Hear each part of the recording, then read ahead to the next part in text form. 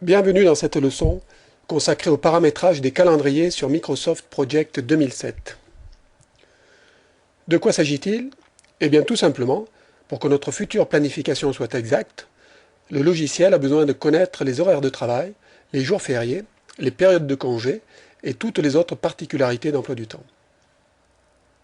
On va commencer par signaler un petit piège de Microsoft Project. On verra qu'il y en a beaucoup d'autres.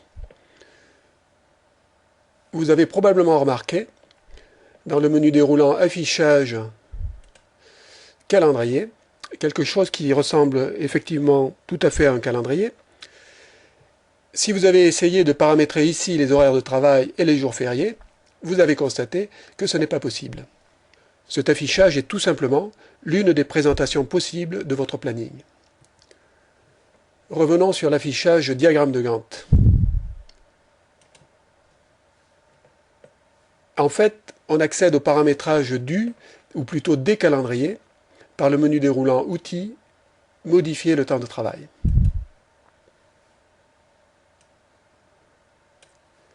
Il s'agit là de l'une des principales nouveautés de la version 2007, complètement différente en ce point des précédentes. On va commencer par paramétrer la semaine de travail. Je clique sur l'onglet Semaine de travail. Project 2000 nous propose un tableau. Chaque ligne de ce tableau permet de définir une période de temps avec un rythme hebdomadaire particulier. Pour faire simple, on va considérer que notre entreprise pratique d'un bout à l'autre de l'année les mêmes horaires, 8 heures par jour du lundi au jeudi et 4 heures le vendredi. Je clique sur Détail. Pour l'instant, nous sommes sur les horaires par défaut, 7 heures par jour pendant 5 jours. De ce fait, la zone de saisie des horaires est grisée. Je sélectionne du lundi au jeudi. Je demande au logiciel de définir ces jours comme du temps spécifique. La zone qui était grisée devient accessible. Et je mets l'horaire de travail. 8h midi, 14h 18h. Je clique sur vendredi.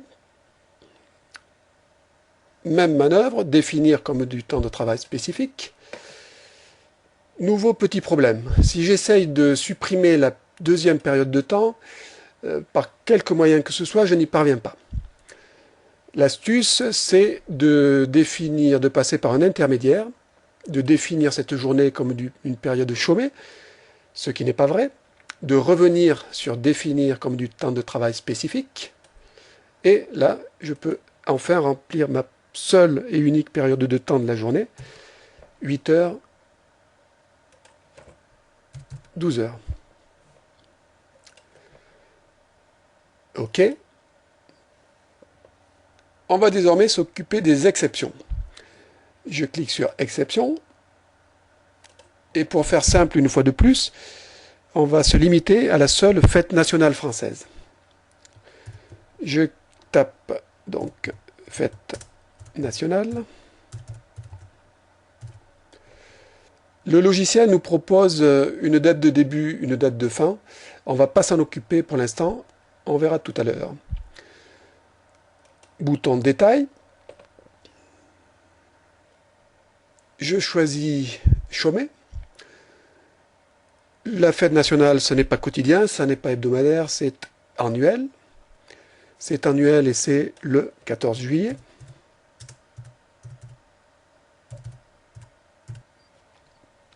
Ce n'est pas terminé. Il faut que je spécifie la plage de temps sur laquelle s'applique cette règle. Et voilà où l'on retrouve cette notion de début-fin. On va simplement dire au logiciel, je veux que la règle s'applique un certain nombre de fois. Alors tout à fait au hasard, voilà, 21 fois. OK. Et retour au tableau des exceptions, on voit que notre fête nationale sera active de l'année 2009 à l'année 2039. Espérons que notre projet sera terminé à cette échéance-là. Avant de quitter cette boîte de dialogue, on va cliquer sur Options.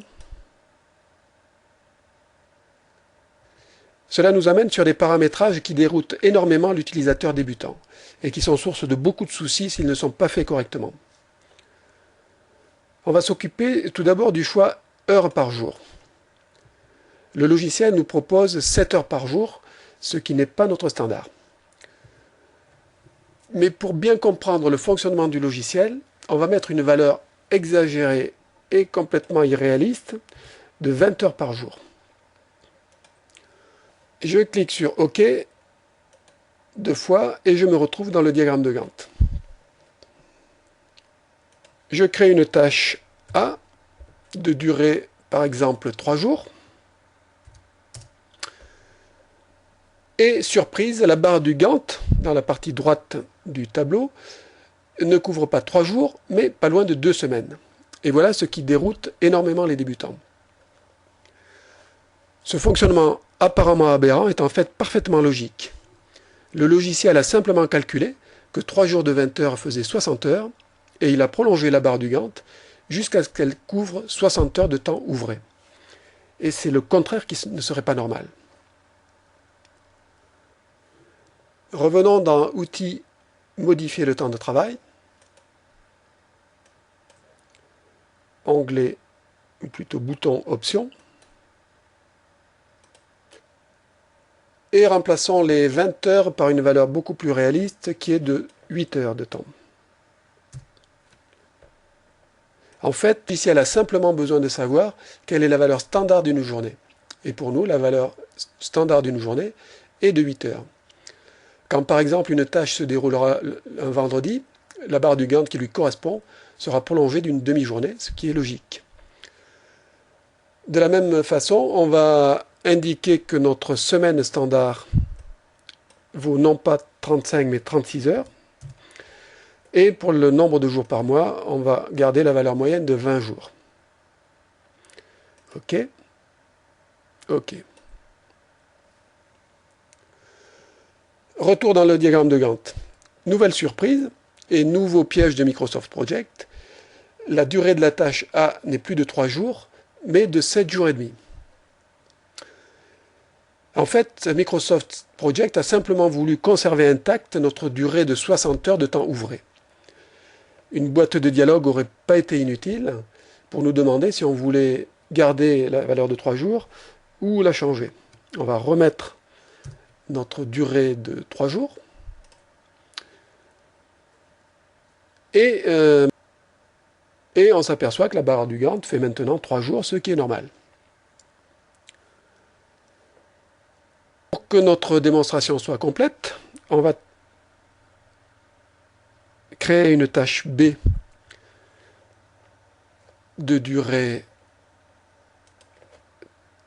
3 semaines, par exemple, et une tâche C de durée 1 mois.